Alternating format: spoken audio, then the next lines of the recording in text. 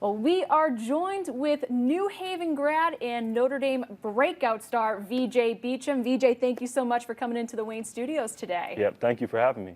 And coming off of an unbelievable tournament run, it seems like you were one of the breakout stars. More than 17 points per game, 55% shooting from three-point range. Did you go into this tournament run thinking this is the chance that I'm going to get to emerge as a star in this? Yes, a little bit. You know, coming off of the March I had last season, I was just really disappointed in my play. But I was blessed enough to have the opportunity to play in the NCAA tournament again, and I wanted to make the most of it this year. So.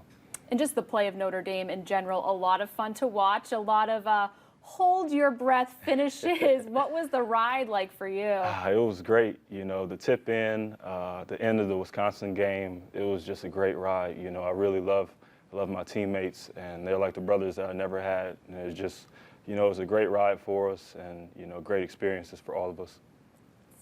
Almost a little bit like one of the Cinderellas that you almost expect to be at the ball at this point. When you came in a few years ago, did you know that this team was poised to make back-to-back Elite Eight appearances? It was something that we talked about, something that we set at the beginning of the season, to try to go as far as we could and, hopefully as far as any Notre Dame team had ever been in the tournament. And, we didn't get to the Final Four either year, but to get to back-to-back Elite Eights was still great for us. And it was something that we dreamed about and wanted to do, so it was great for us. The team that knocked you out of the tournament now going to the national championship, North Carolina and Villanova. Who do you got? I'm going to go with North Carolina. They're the ACC team, and, they're a great team. I think it'll be a great game. Villanova's a great team as well. It's kind of contrasting styles. Villanova has great guard play, and North Carolina, is really known for their bigs and their inside play. So I think it should be a great matchup. And the way that you guys play them, really aggressive. So do you think that Villanova has what it takes to kind of add to what you guys did as far as the guard shooting and shutting them down inside? Yeah, I think so. I think they might have, a little better matchups inside, and I think that will really help them out a lot. But I think just, the way that Villanova plays, the way they attack and defend, I think they're going to have a great game. So. And one particularly aggressive play in that North Carolina game, that dunk, we got to talk about it. Yeah, it just they went to a 1-3-1 zone, and we worked on it a little bit in practice, and we knew that we would have a baseline drive, if we moved the ball enough.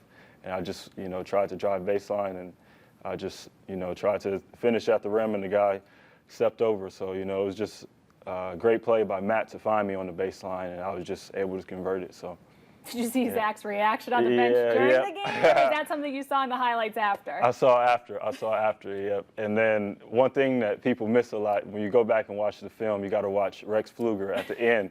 He gives Zach a little resuscitation at the end. So. That is a very underrated moment.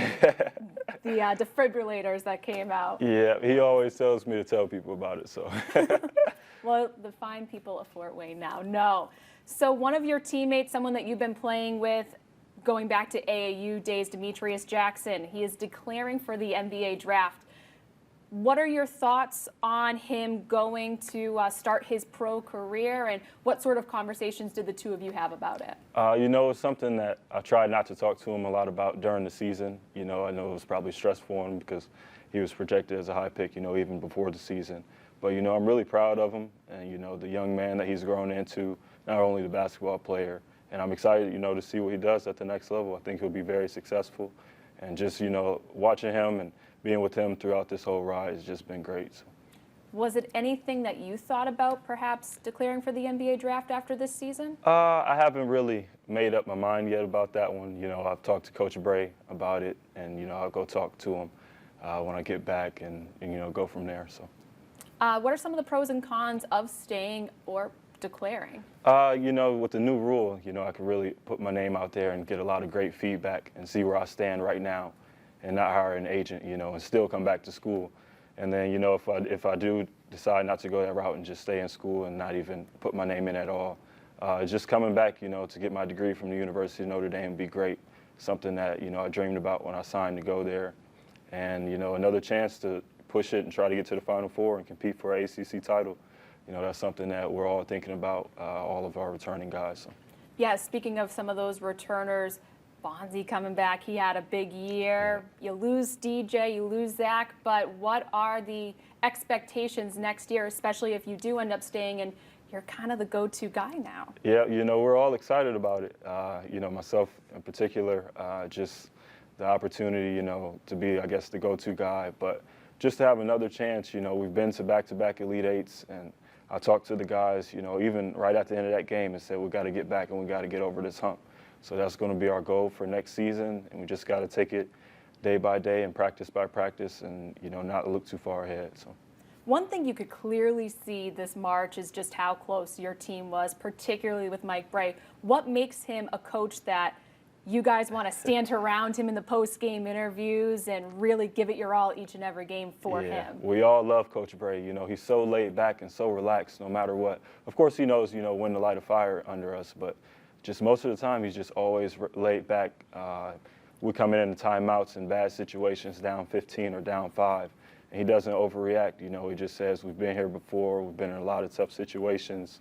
So, just the trust that he has in us, we just love him and love to play for him. And how's his foot? It's good. It's good. He's out of his boot now, so he's feeling a lot better. So. Very, very good. Talking a little bit of Fort Wayne sports, saw you tweet about Eugene Parker. Just your thoughts. Has he ever had any impact in your life? Do you remember any conversations you had with him? I didn't know Eugene personally. My dad did. My dad had a decent relationship with him. But Roosevelt Barnes is my cousin. So, yeah, it's the city and really the entire sports world is hurting after the loss of Eugene Parker. But I've just been sending prayers for his family, and I think he's in good hands now. So. And he was one of the first along with Rod Woodson to kind of put Fort Wayne on the map.